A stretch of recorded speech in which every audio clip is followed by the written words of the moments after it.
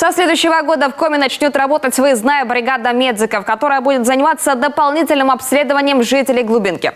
Об этом на встречу с жителями Мечуры Кнежпогодского района рассказал глава республики. Владимир Уйба побывал в поселке с рабочим визитом и по традиции провел встречу с местным населением.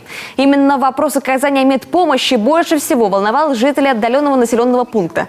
Сейчас здесь идет ремонт фельдшерско-акушерского пункта, но вот к узким специалистам можно попасть только в центральной районной больнице. Сами медики в поселок приезжают лишь раз в год. К концу этого года, может быть даже раньше, получим новенький полноприводный КАМАЗ с кунгом и еще с прицепом, где действительно у нас стоит флюорограф, маммограф, УЗИ и лаборатория, лабораторный комплекс.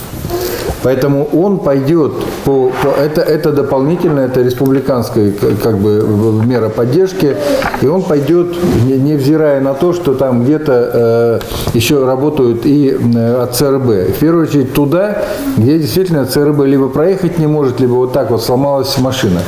Поэтому то, что он придет к вам дополнительно, это совершенно точно. Кто там будет работать? Там не будут работать доктора из ЦРБ.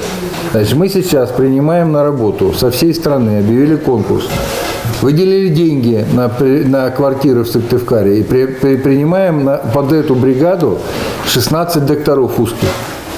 И они будут отдельно, независимо от этой бригады, которая из ЦРБ приезжает, они будут ездить именно по республике, там, где совсем вот так тяжело, усиливать и дополнять работу врачей выездных ЦРБ.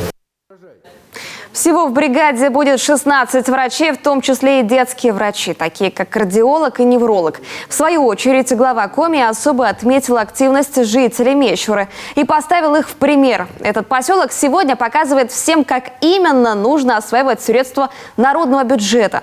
Так, в 2019 году в Мечуре реализовали проект в сфере благоустройства «Светлая улица». Обновленное освещение появилось на 3 главных улицах и в 2 переулках. Годом позже здесь реализовали уже 2 проекта. Была обустроена спортивная площадка и реконструирован обелиск славы. Привели в порядок и прилегающую к нему территорию. А уже в этом году в программе «Народный бюджет» участвует целых 5 проектов самой разной направленности. Это и ремонт моста, система отопления в сельском доме культуры и крыши в детском саду.